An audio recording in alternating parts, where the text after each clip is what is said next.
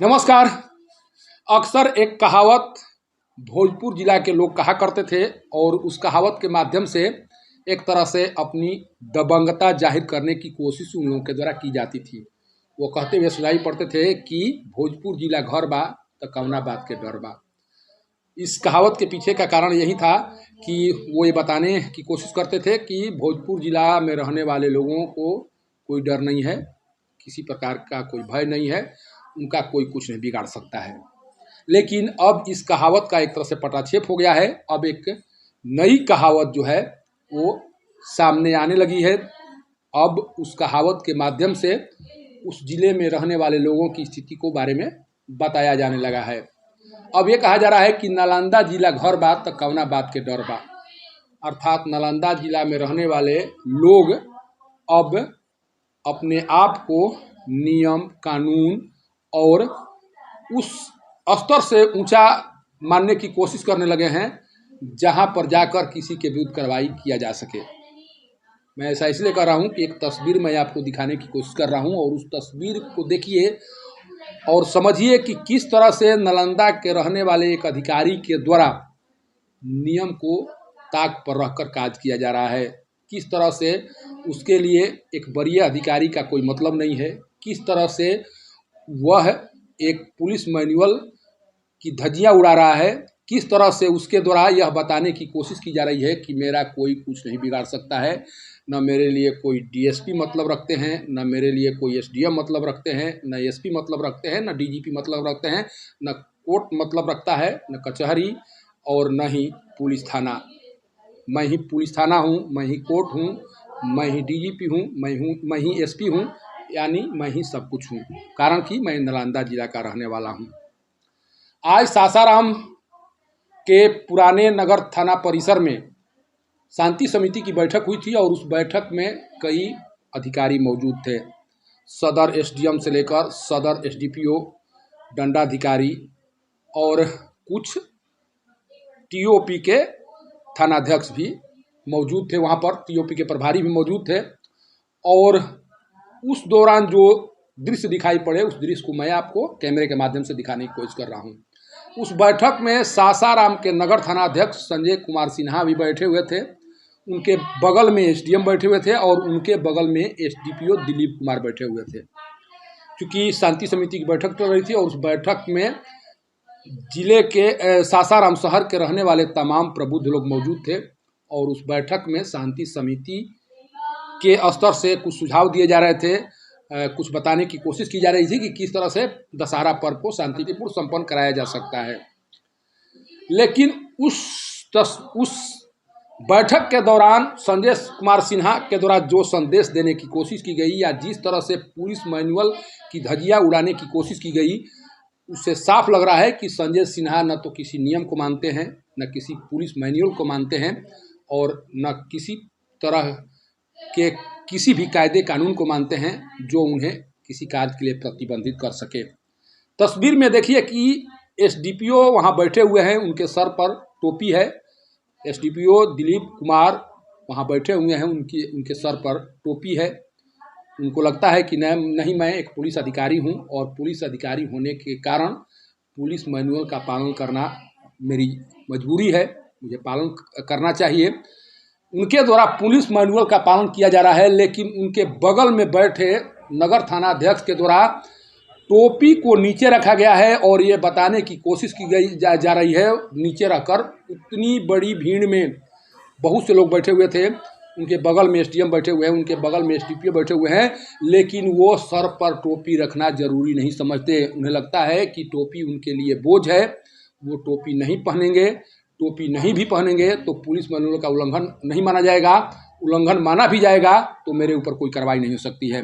सोचिए कि किस तरह से एक थाना अध्यक्ष के द्वारा अपने वरीय पदाधिकारी के सामने पुलिस मैनुअल का धज्जियां उड़ा रहा है और किस तरह से उसकी इस करतूत को अनदेखी की जा रही है। इस तस्वीर को आप देखिए और समझिए।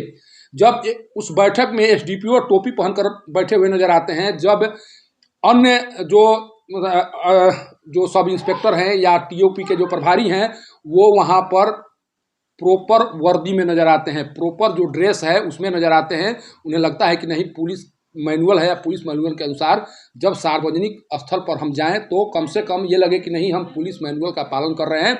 लेकिन संजय कुमार सिन्हा एक ऐसे पदाधिकारी के रूप में अब चर्चित हो चुके हैं कि उन्हें कोर्ट के आदेश का न तो उन्हें कोर्ट के आदेश का परवाह है, न उन्हें ये लगता है कि हम वरीय अधिकारी के सामने अगर नियम की धज्जियां भी उड़ाएंगे तो मेरा कोई कुछ नहीं बिगाड़ सकता है। और यही कुछ हुआ।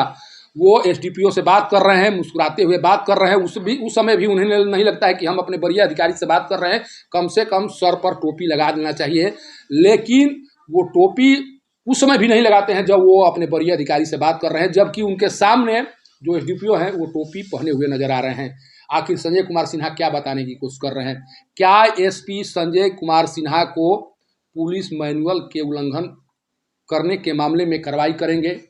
क्या संजय कुमार सिन्हा से ये उम्मीद किया जाए कि उनके द्वारा सासाराम शहर में नियम के उल्लंघन करने वालों के विरुद्ध कार्रवाई की जाएगी? कारण कि जब आप स्वयं नियम का उल्लंघन करेंगे तो आप नियम का पालन कैसे करा पाएंगे?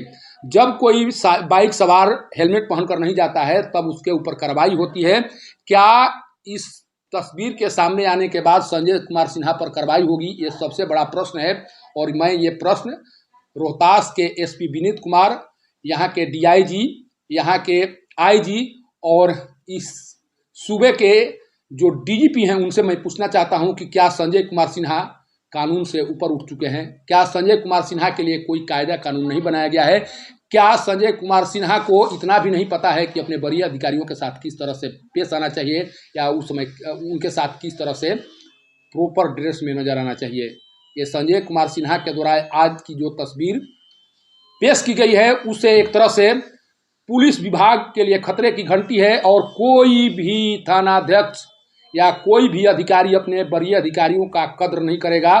स्वयं जो नगर थानाध्यक्ष हैं वो भी उम्मीद करते होंगे कि जो थानाध्यक्ष हमारे सामने आ रहा है, जो सब इंस्पेक्टर हमारे सामने आ रहा है वो प्रॉपर ड्रेस में नजर आए।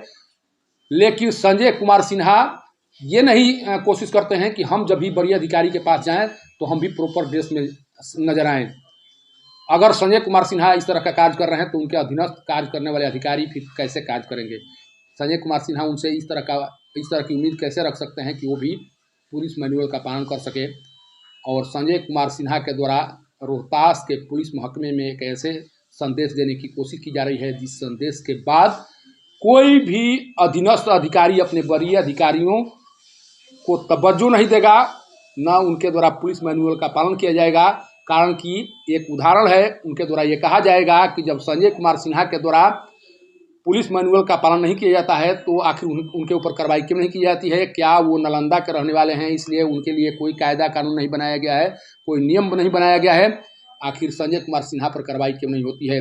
अगर पुलिस मैनुअल में एक स्वच्छ संदेश देने की कोशिश अगर पुलिस के स्तर से की जाती है या ये पुलिस को अगर लगता है कि नहीं हमको एक स्वच्छ छवि और पुलिस मैनुअल का पालन कराना जरूरी है तो इस तस्वीर के बाद कम से कम संजय कुमार सिन्हा पर कार्रवाई होनी ही चाहिए। अगर कार्रवाई नहीं होती है तो ये तय मानिए कि संजय कुमार सिन्हा पूरे रोहतास के पुलिस महकमे को बिगाड़ने पर लगे हुए हैं। और ये बताने के लिए वो ये बताने की कोशिश कर रहे हैं कि ना तो मेरे लिए कोई एसपी महत्व रखते हैं, ना डीजीपी महत्व रखते हैं, ना एसडीपीओ महत्व रखते हैं, ना एसडीएम महत्व रखते हैं। कोई महत्व नहीं रखता है। मैं सबसे सीनियर अधिकारी हूँ, मैं वही काम करूँगा जो मुझे अच्छा लगेगा। लेकिन देखना यह होगा कि यह तस्वीर सामने आने के बाद, इस तस्वीर के सामने आने के बाद किस तरह की कार्रवाई होती है और किस तरह से पुलिस मैनुअल को बना कर रखने की कोशिश की जाती है। सासाराम से पब्लिक न्यूज़ के लिए सत्येंद्र चौबे की रिपोर्ट।